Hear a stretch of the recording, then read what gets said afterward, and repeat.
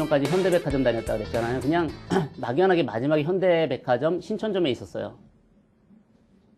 진짜 사실 중국어를 하나도 못했다면 중국을 안 갔을 겁니다. 근데 어설프게 제가 중문과 전공이 아니라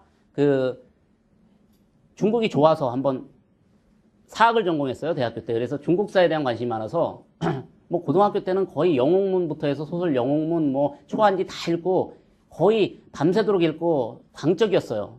막 주인공이 꿈에 나타날 정도로 광적이었는데, 근데 그러다 보니까 내가 한번 가봐야지 이쪽에. 그래서 이제 JRC 종로 중국학원이라는 데를 새벽에 가가지고 들었거든요. 그러다 보니까 그게 이제 빌미가 돼서 하필 그 당시에 2000년대 초반에 이 백화점에 중국 사람들이 조금 나타납니다. 보면 이 사람들이 막 물건들을 사가요. 근데 그 당시만 해도 아니 어떻게 현대 신천점이라는 그 건물 안에 중국어 한마디 하는 사람이 없어요. 근데 제가 책을 들고 다니니까 이 매니저들이 그걸 보고 조금 통역 좀 해달라는 거예요.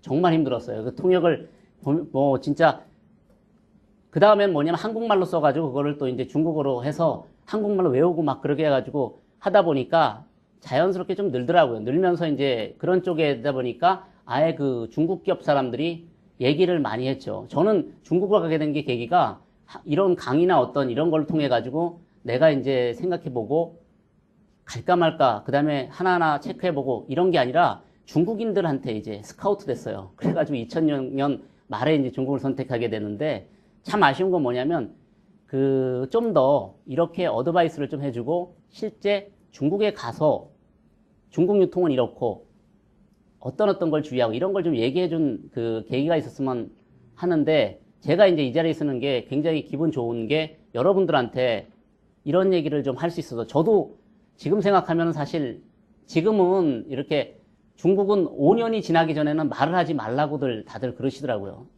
근데 제가 가장 그림이 크게 보였던 거는 뭐냐면 딱 중국에서 1년 지나고 뭐가 될 것 같아요. 사실상 가장 많이 뭐가 아이템이 될 것 같은 거는 중국에 처음 관광 갔을 때거든요. 근데 실제 한 5년 지나니까 보이질 않아요. 한 2, 3년부터 보이지 않더니 막 지나가더니 5년 이후부터는 말을 잊었는데 저도 어떻게 보면 이렇게 온라인 사이트 뭐 블로그에 저는 블로그를 한 9년인가 이렇게 했는데 또 찾기도 네이버에 좋아요. 상하이를 사랑한 남자. 지금 상하이를 좀 사실 별로 사랑 안 해요. 근데 그거 하는 바람에 그냥 사람들 많이 들어오고 그러면 5년 전에는 어떻게 얘기했냐면 중국 들어오세요. 다들 이제 고민들 해요. 이제 인생에 내가 30대 가장으로서 40대 가장으로서 미래를 보니까 우리 선배들 하나씩 이제